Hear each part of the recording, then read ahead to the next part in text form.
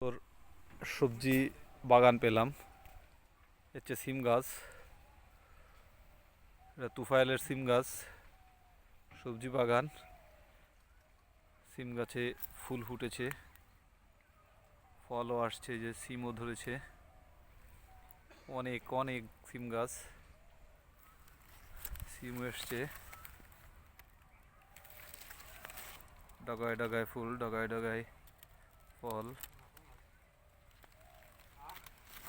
দেখতে খুবই ভালো লাগে।